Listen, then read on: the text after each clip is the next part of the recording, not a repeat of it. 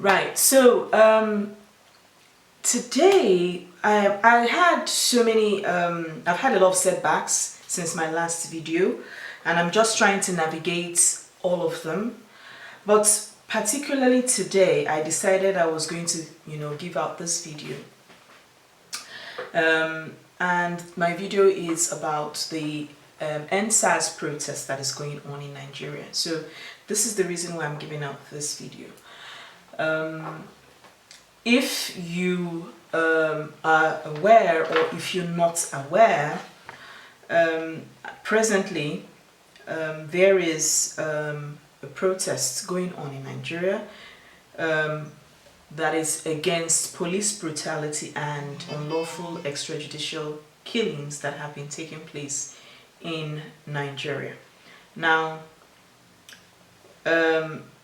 as well, we all know that very recently in the United States that the black people and lots of people in America, not just black people, went out on the streets on the Black Lives Matter protests. Have you ever heard of justice, that when, I've forgotten how it's said, justice against, justice denied is justice against all, or something like that? Yes. If you've heard that, then you understand that what is happening to Nigeria is what we're talking about. I mean, something blowing up from one place to another and to the next. Now, everyone that I know from Nigeria, I live in France, though, and even in France, they're still actually having issues as well with the police. Now, some places would say it's not as serious, but then police brutality remains police brutality. Excuse me. Police brutality remains police brutality. So, when going on through all of this, a lot of people have, one way or the other, experienced some form of extortion, violence, maltreatment, injustice, from the hands of these people. And I have experienced, I've had my own experience as well. And I have so many actual testimonies of people who have spoken about the experiences, in the ENDSARS, in the problem with the Nigerian police and this brute force that is usually applied. And many of them, who are alive, for them it's just that I just wanted to be able to get out with my life. You have the history of policemen who this is crazy, who are moving around with POS. They move around with POS, that thing. And I'm like, how, really, how, And then they actually do get people to actually give them money from their accounts. You are harassed because you own an iPhone. You are harassed because you have a laptop. We live in the internet world right now. The world has gone global, and the world went global, if I'm not wrong, since 2006 or 5. I mean, if I'm not wrong, from what I can remember, because the world actually began to go global way longer, and then boom, internet businesses, being able to conduct your businesses via your phone and stuff like that. So it's actually very, worrisome when you hear that a policeman actually, that is bribery. There's no other thing I can call it. And a lot of people have died.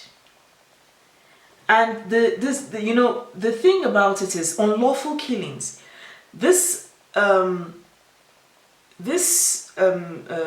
protest started specifically on the 8th of October, and I'm going to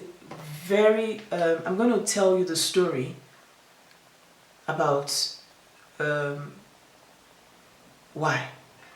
So I'm just going to make you guys listen, and all I'm going to say is that At the end of the day, the Nigerian government have failed us over and over and over again.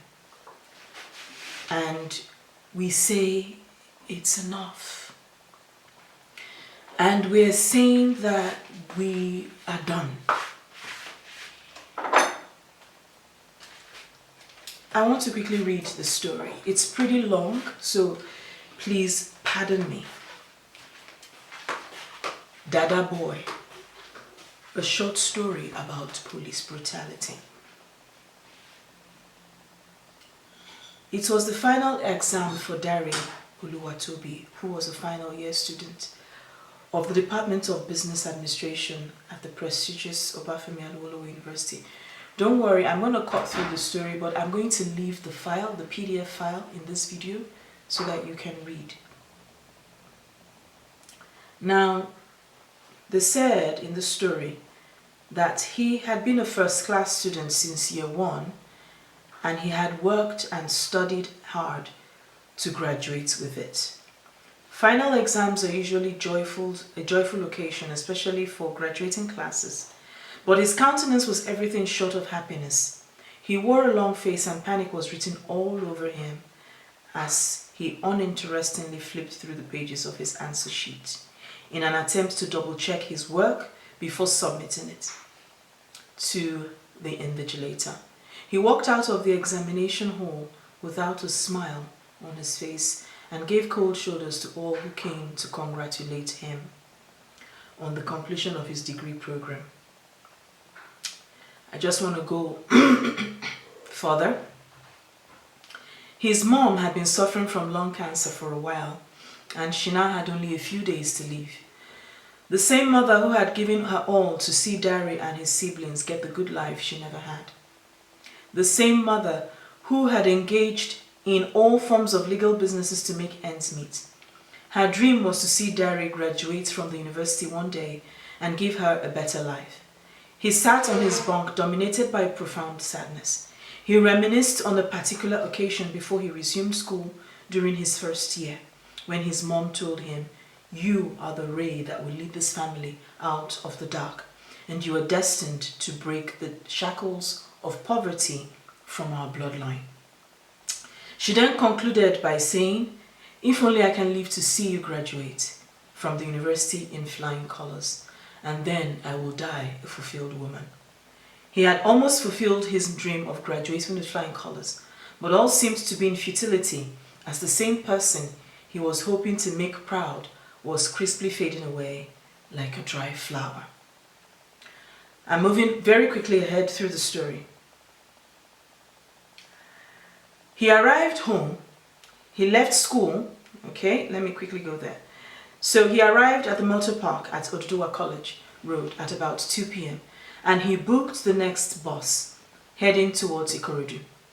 Dari occupied the front seat and kept to himself for most of the journey.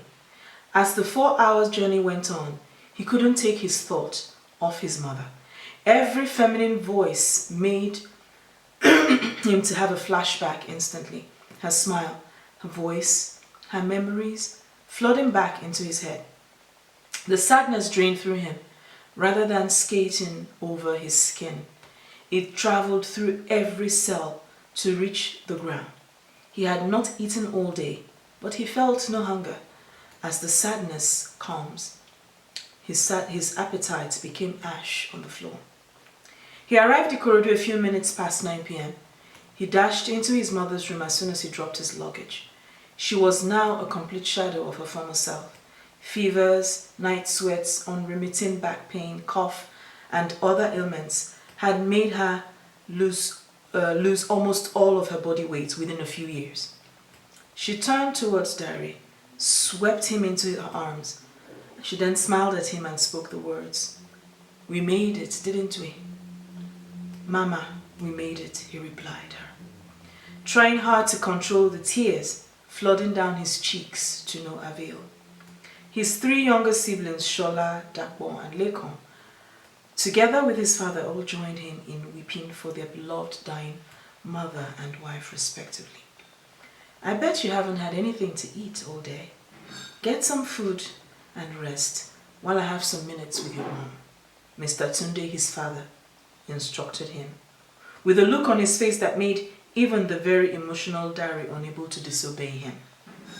Yes, Bami, he replied, as he left the bedroom in the company of his siblings.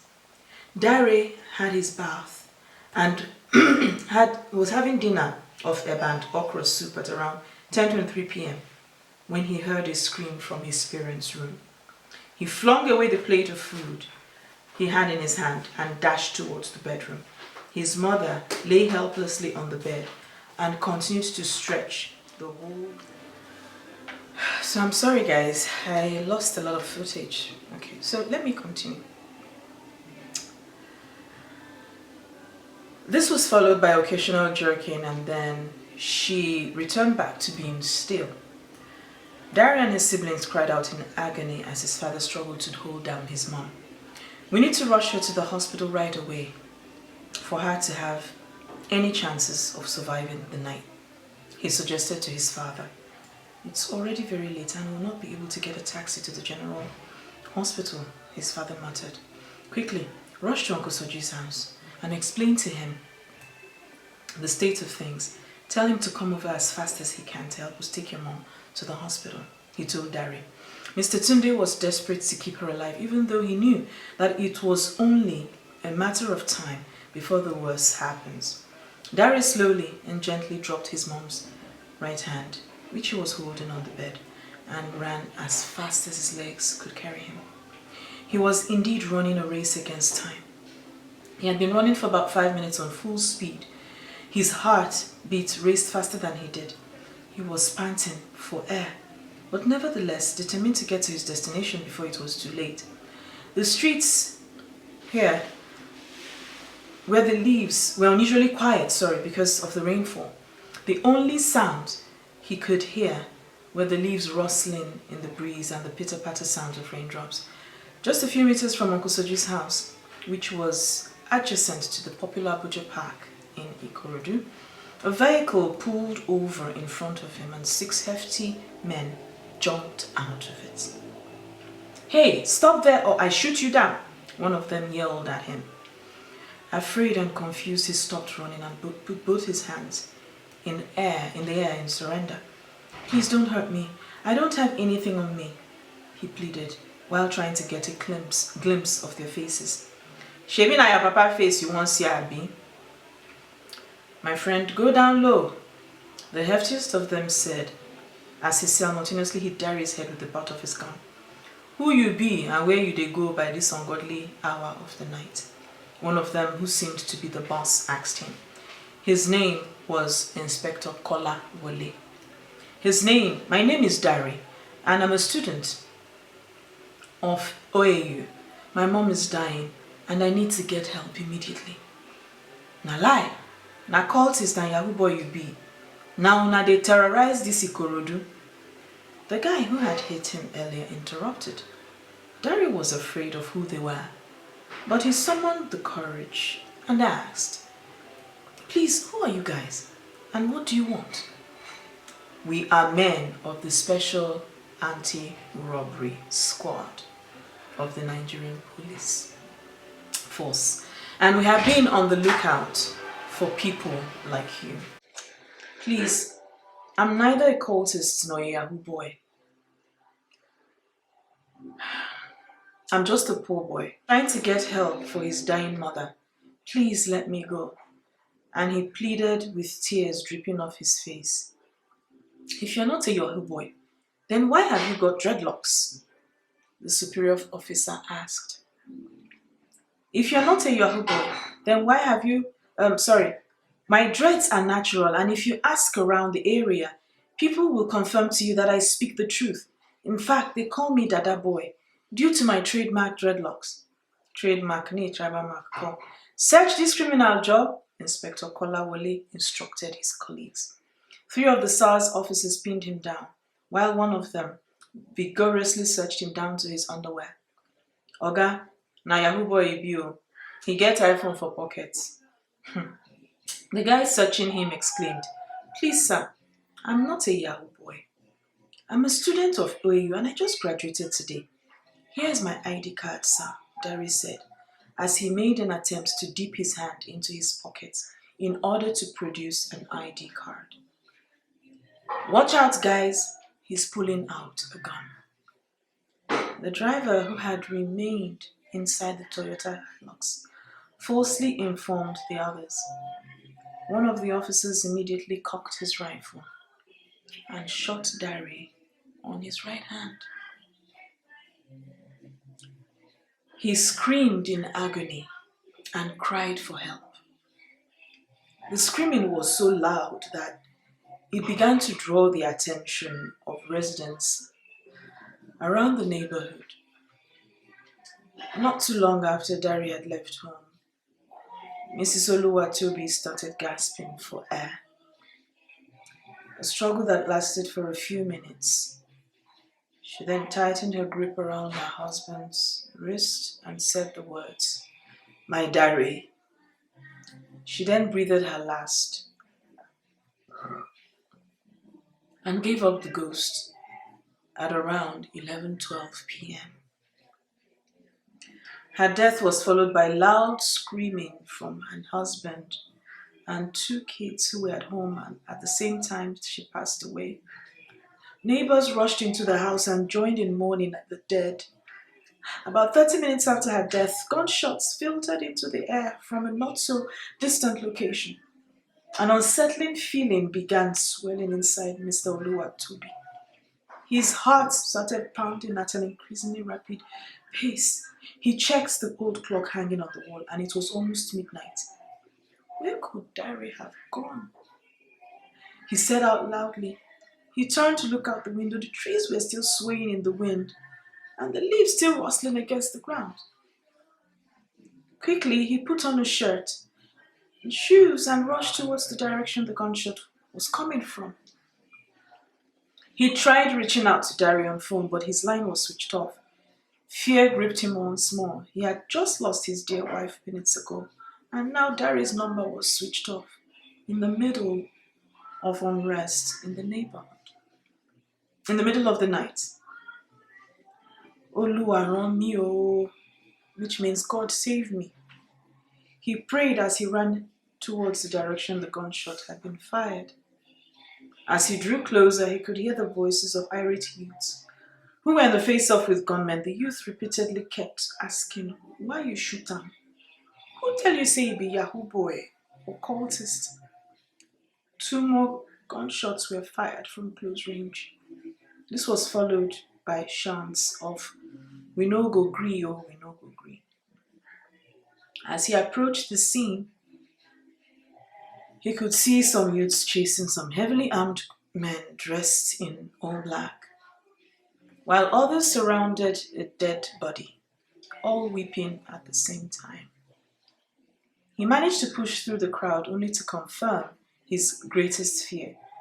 Lying in a pool of his own blood was a lifeless Dari with his iPhone and a pistol placed on his chest. He could hardly control his tears.